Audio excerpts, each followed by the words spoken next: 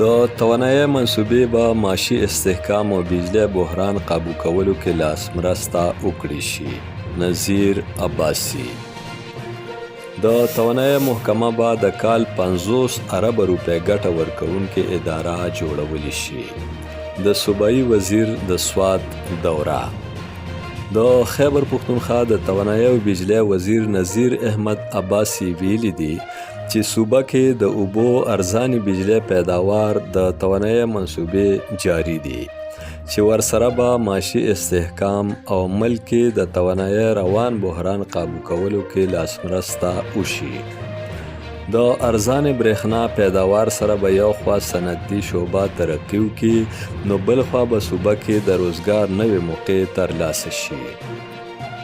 سوات د توان د اوبو د وسیلو ډکه ښایسته ضلع ده چېرته چې د توانایي په ګڼو منصوبو تیزۍ سره کار روان دی چې د صوبې دپاره د کال د اربونو روپو د ګټې ذریعه ده.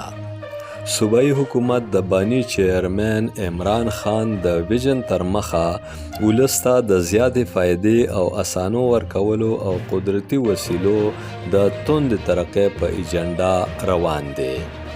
د توانایي محکمه صوبې ته د کال د اربونو روپو ورکوونکې تر ټولو زیات آمدن والا اداره ده چې د کلیز آمدن 50 ارب روپو ته رسولو دپاره یې ګامونه پورته کولی شي.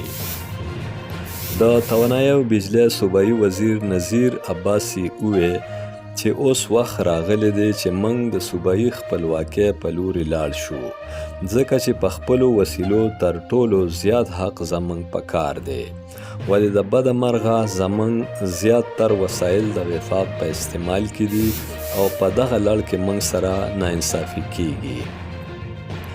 دا وینا د خیبر پختونخوا د وزیر اعلی د هدایاتو په رڼا کې د سوات ضلع د توانایي جاري منصوبو د ځایونو د هنګامي دورې په موقع وکړه. صوبایي وزیر سره په دوره کې د توانایي او برقیات سیکرټري نثار احمد د پیډو چیف ایگزیکټیو انجینیر انوار الحق په شمول د ادارې سینیر افسران او اړونده پراجیکټ ډایرکټران هم موجود وو.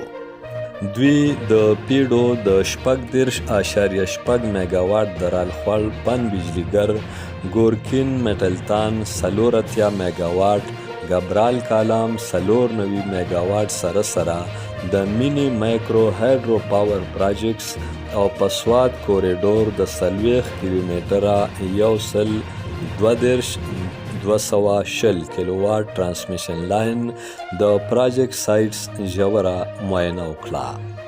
د توانایي سیکرټري نثار احمد د منصوبو د پاور هاوس، سپیلوی، سینډ ټریپ، پاور چینل، سویچ یارډ، ویر انټیک او نورو برخو په هکله بریفینګ ورکړ او د کار د رفتار په لړ کې خبرتیا ورکړه. صوبایي وزیر نظیر احمد عباسی د پراجیکټونو د واکمنانو لخوا روان کار باندې اطمینان ښکاره کړ او د منصوبو په ټاکلي وخت مکمل کولو باندې زور ورکړ چې دا شان د پراجیکټونو نه عام ولس ته زر تر زره فایدې ورسیږي او د صوبې د معیشت د پیاوړتیا او استحکام لپاره مرستیال ثابت شي. امجد علي خادم، پښتونخوا ټي وي، پیښور.